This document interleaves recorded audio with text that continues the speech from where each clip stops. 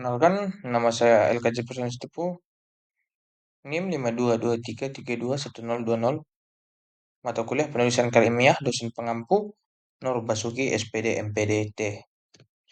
Di sini terdapat penyusunan landasan teori. Yang pertama, identifikasi konsep utama.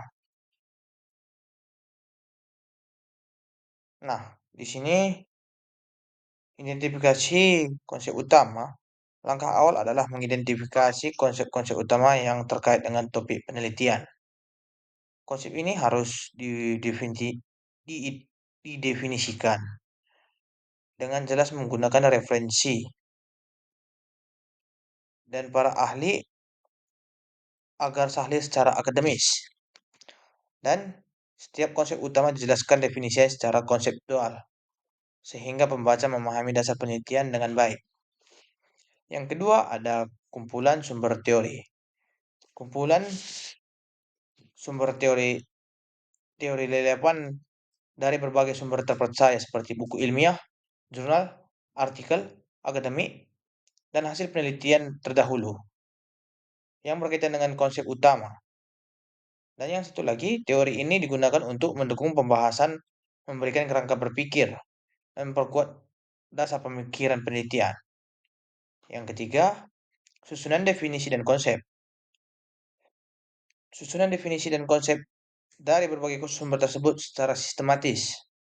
Definisi konsep utama harus jelas dan konsisten dengan teori yang dipilih, memperlihatkan hubungan antar variabel yang akan diteliti. Susunan ini memberi gambaran konsep yang menjadi landasan penelitian.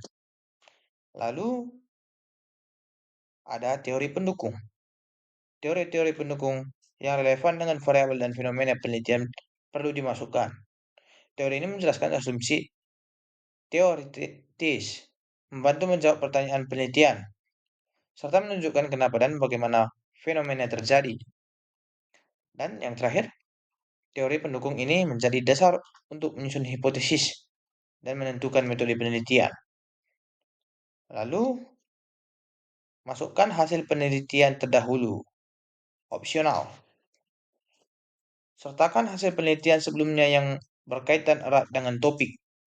Ini menunjukkan bahwa penelitian sudah berakar pada kajian ilmiah yang kuat, sekaligus mengidentifikasi celah penelitian yang ingin diisi. Lalu, yang terakhir, tutup dengan kerangka pikir bila diperlukan. Nah, di sini kerangka pikir atau kerangka teoritas disusun sebagai rangkaian logis yang menghubungkan semua konsep, teori, dan hasil penelitian sebelumnya.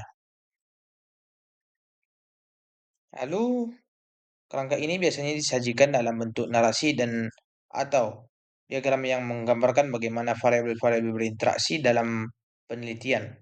Kerangka ini berfungsi sebagai penduaan sistematis untuk perilaku variabel dan arah penelitian. Dengan mengikuti langkah-langkah tersebut, landasan teori yang dihasilkan menjadi komprehensif, sistematis, relevan, dan kuat untuk mengarahkan proses penelitian secara ilmiah. Selanjutnya, teori dan kajian pustaka.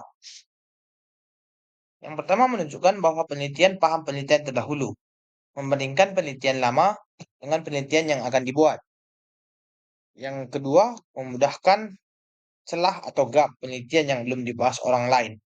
Nah, di sini kita membahas fungsi kajian pustaka.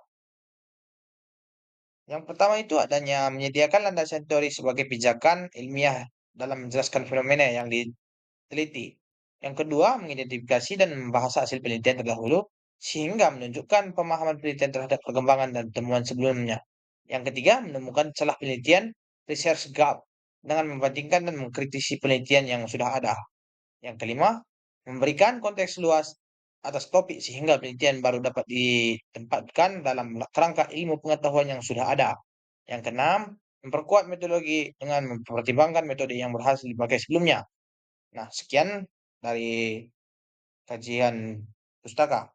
Selanjutnya ada rumusan masalah berdasarkan latar belakang yang telah kemukakan, maka urusan masalah dalam penelitian makalah adalah sebagai berikut. Bagaimana penerapan metode diskusi dalam proses pembelajaran? Apakah metode diskusi dapat meningkatkan hasil belajar siswa, khususnya pada mata pelajaran fisika? Baru tujuan, jelaskan langkah-langkah penerapan metode diskusi di kelas. Mengukur peningkatan hasil belajar siswa. Setelah menggunakan metode diskusi, mengidentifikasi ranah hasil belajar atau kognitif dan afektif yang paling terpengaruh dengan penerapan metode diskusi.